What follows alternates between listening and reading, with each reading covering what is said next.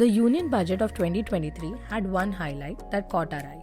No, it wasn't the changes to income tax. We are referring to the elimination of custom taxes on the importation of seeds used to produce lab-grown diamonds. For a while now, the market for gems and jewelry has been expanding, and now our nation wants to take advantage of it. In this video, we'll be exploring three topics. What are lab-grown diamonds? Why was this sector kept a secret for so long? And how will this new opportunity affect India? If you wish to skip to a certain topic, just click the timestamps below. Now let's start with our first question. As the name suggests, lab-grown diamonds are diamonds produced using specific technology which mimics the geological processes that grow natural diamonds. The end product is so similar to an earth-mined diamond that it is really difficult to spot the difference.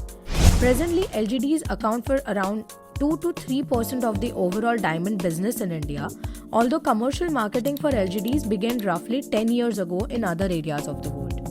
What if I told you that lab-grown diamonds had been in existence since the 1950s? Union Carbide created the first LGD using the chemical vapor deposition method in 1952, but it was never commercialized. General Electric seized the chance fast and launched Project Super Pressure in 1954. They made many tiny diamonds by heating carbon to 5000 degrees Fahrenheit and putting enormous pressure to it with a hydraulic press. These jewels were flawless, but they turned out to be brown, so they were put to industrial use. GE got a patent for its method, and by 1958 they started selling around 7,50,000 carats every year.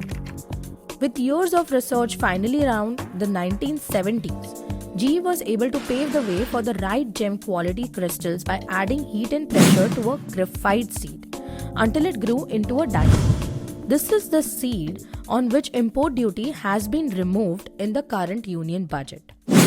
So if this technology has been around, why was this sector a secret for so long? The answer is De Beers, the leading global player in mined diamonds. The growing popularity of lab-grown diamonds was a threat to De Beers' monopoly, which was built entirely on the idea that diamonds are rare and expensive. The firm had complete control over the supply of diamonds all over the world around the 1990s, allowing them to manage the amount of diamonds on the market as well as the price at which they wanted to sell them. Let's take an example to understand how powerful the company actually was. Africa is a home to the Republic of Zaire. Since this country is one of the world's top diamond producers, they decided to revolt against De Beers' rule and begin selling their diamonds on the industrial market. De Beers countered by flooding the market with identical diamonds at below market pricing, forcing Zaire to beg the corporation to be allowed back into the market. If this is what they can do to a country, think about the small companies that decided to venture into the LGD space at that time.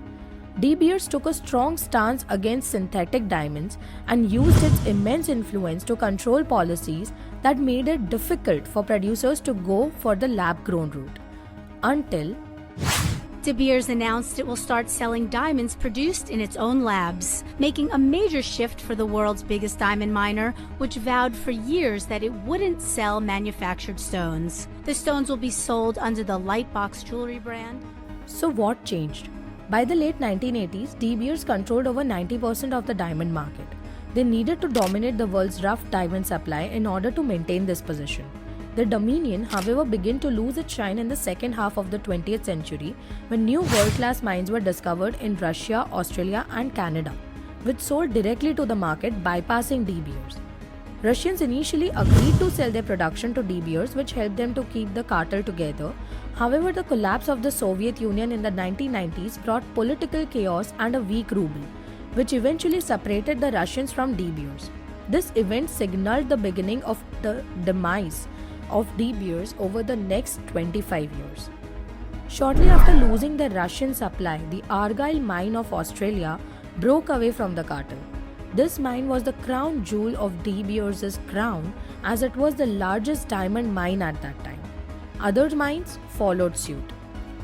Having lost its primary source of supply, the company made a desperate attempt to buy diamonds in the secondary market at a premium to maintain its control. But that strategy was short-lived. By the end of the 20th century, De Beers' market fell from a high of 90% to less than 40%.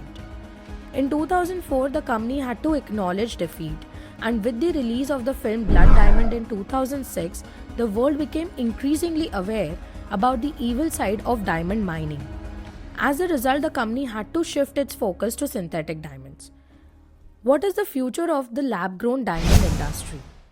With cartelization gone and the world's largest millennial population, India is expected to become the greatest market for lab-grown diamonds in the future. Around 5 years ago, there were only a handful of lab diamond growers, but now the numbers have gone up as the government came up with a list of incentives for the industry in 2019. First, they permitted 100% FDI in the sector under the automatic route. Further, in the budget of 2019-20, the GST rates were reduced from 18% to 5%, and now removal of custom duty on the import of graphite seeds for LGDs. Although India witnessed a sharp rise of 102% in lab-grown diamond exports in 2020, these diamonds represent only a small portion of the market as of now. The Gemological Institute of America expects that the total annual sales of lab diamonds will jump from $20 billion to $100 billion real soon. Let's take a look at a few companies that are in the business of LGDs and are listed on the exchange. Around a year back, Titan, through its wholly owned subsidiary in the US, acquired a stake in Great Heights Inc., who are in the business of production of LGDs. The company currently trades at Rs 2376 per share. Goldium International Limited, a supplier of natural diamond and lab-grown diamonds, jewelry to global retailers, departmental stores and wholesalers. It currently trades at Rs 138 per share. These are just the companies that are a part of the sector. And do your own analysis before you decide to invest in them. And if you liked our video, don't forget to like, share and subscribe to our channel.